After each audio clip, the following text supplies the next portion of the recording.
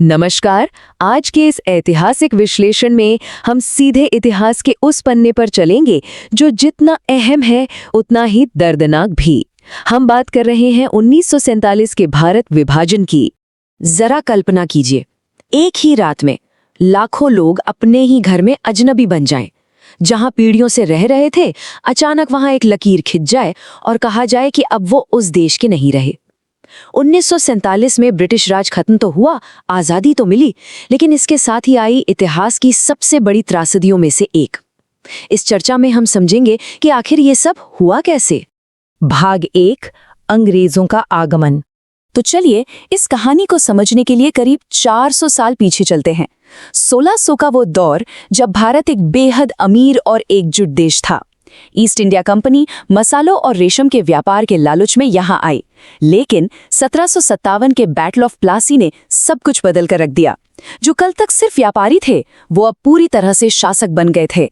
फिर आया 1857 का साल। अंग्रेजों के कठोर शासन से तंग आकर एक बहुत बड़ा विद्रोह हुआ।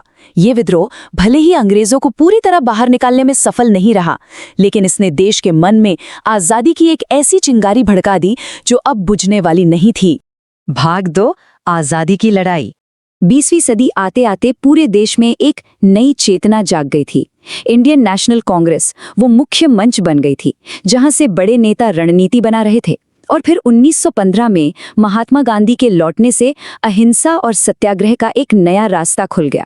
1920 का असहयोग आंदोलन हो, 1930 का नमक सत्याग्रह या फिर 1942 का भारत छोड़ो आंदोलन, इन सभी बड़े कदमों ने किसानों, मजदूरों और छात्रों को एक धागे में पिरो दिया। इसी स्वाधीनता संग्राम के बीच कुछ नए और बड़े नेता भी उभरे। एक तरफ थे जवाहरलाल नेहरू, जिनका सपना एक आधुनिक, एकजुट और लोकतांत्रिक भारत का था, और दूसरी तरफ थे मोहम्मद अली जिन्ना। दिलचस्प बात यह है कि जिन्ना भी शुरुआत में हिंदू मुस्लिम एकता के बहुत बड़े समर्थक थे, लेकिन धीरे धीरे उनका ध्यान मुस्लिम अधिकारों पर केंद्रित हो गया और वो ऑल इंडिया मुस्लिम लीग के प्रमुख नेता बन गए। भाग 3, टू नेशन थ्योरी। अब यहीं से राजनीति में एक बहुत बड़ी दरार आनी शुरू होती है। 1930 और 40 के दशक में अल्पसंख्यक अधिकारों को लेकर मतभेद काफी गहरे हो गए और यही जन्म हुआ टू नेशन थ्योरी का। ये सिद्धांत कहता था कि हिंदू और मुसलमान सिर्फ अलग धर्म नहीं, बल्कि दो बिल्कुल अलग राष्ट्र हैं। उनकी संस्कृति, परंपराएं और राजनीतिक पहचान एकदम अलग है। जिन्ना और मुस्लिम लीग ने इसे आगे बढ़ाया, जिसका सीधा नतीजा था 1940 का ऐतिहासिक लाहौर रेजोल्यूशन, जहां पहली बार एक अलग देश यानी पाकिस्तान की आधिकारिक मांग की गई।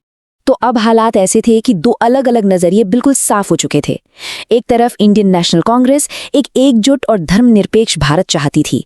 गांधी और नेहरू को डर था कि धर्म के नाम पर बंटवारा भविष्य में कभी न खत्म होने वाले झगड़ों की वजह बनेगा। वहीं दूसरी तरफ मुस्लिम लीग का ये दृढ़ विश्वास था कि मुसलमानों के अधिकारों को सिर्फ एक अलग राष्ट्र बनाकर ही सुरक्षित रखा जा सकता है। भाग 4, डायरेक्ट एक्शन डे। बंद कमरों में होने वाली ये राजनीतिक बहसें अब सड़कों पर खूनी टकराव में बदलने वाली थीं।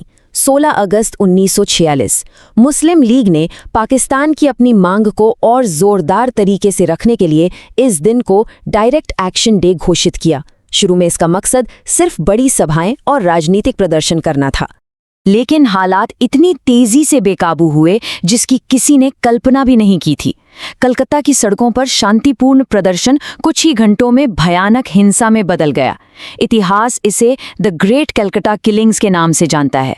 जरा सोचिए, सिर्फ 4 दिनों में 4000 से ज्यादा लोगों की जान चली गई, और ये आग सिर्फ वहीं नहीं रुकी, नोआखली, बिहार और पंजाब तक फैल गई।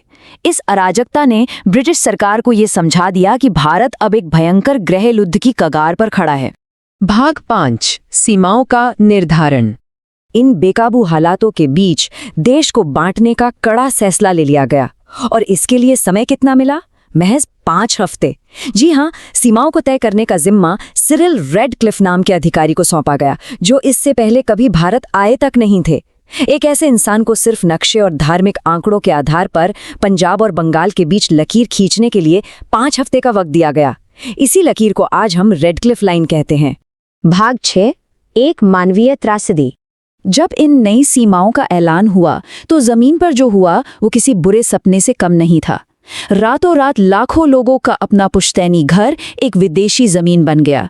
करीब 1.4 करोड़ लोग। ये मानव इतिहास का सबसे बड़ा पलायन था। डर और असुरक्षा के साए में लोग अपना सब कुछ छोड़कर पैदल, बैलगाड़ियों और खचाखच भरी ट्रेनों में एक अनजान सफर पर निकल पड़े। ये पलायन कितना खौफनाक था, इसके किस्से आज भी रोंगटे खड़े कर देते हैं। पूरे के पूरे गांव जला दिए गए, कई परिवार हमेशा के लिए बिछड़ गए, और सबसे डरावनी तो वो घोस्ट ट्रेन्स थीं। जब कुछ ट्रेनें सीमा पार करके पहुंचती थीं तो उनमें कोई जिंदा नहीं बचता था, सिर्फ लाशें ही होती थीं। इस पूरी त्राजेडी में कितने लोग मारे गए? एक अनुमान के मुताबिक करीब 10 लाख। जरा इस आंकड़े के बारे में सोचिए। ये साफ दिखाता है कि जल्दबाजी में लिए गए एक राजनीतिक फैसले की जमीन पर कितनी बड़ी और दर्दनाक मानवीय कीमत चुकानी पड़ी थी। और इन्हीं आंसुओं और तकलीफों के बीच आया 15 अगस्त 1947 का दिन, आज़ादी और विभाजन का दिन। एक तरफ 200 साल की गुलामी खत्म होने की अपार खुशी थी, तो दूसरी तरफ अपने घरों और अपनों को हमेशा के लिए खोने का कभी न भरने वाला घाव भी था। इसी ऐतिहासिक रात को आज़ाद भारत के पहले प्रधानमंत्री जवाहरलाल नेहरू ने अपना मशहूर भाषण दिया। At the stroke of the midnight hour, when the world sleeps, India will awake to life and freedom. और ठीक उसी वक्त मोहम्मद अली जिन्ना के नेतृत्व में एक नए देश पाकिस्तान ने जन्म लिया, जिसके वो पहले गवर्नर जनरल बने। इस विश्लेषण के अंत में एक बहुत बड़ा सवाल खड़ा होता है। इतिहास की इस भीषण त्रासदी से हम क्या सीख सकते हैं, ताकि इंसानियत ही हमेशा हमारी सबसे बड़ी पहचान बनी रहे। 1947 का ये बंटवारा हमें चीख चीख कर याद दिलाता है कि नफरत और विभाजन अपने पीछे सिर्फ और सिर्फ दर्द छोड़ते हैं। इसलिए ये बहुत ज़रूरी है कि हम इंसानियत को हमेशा हर चीज़ से ऊपर रखें।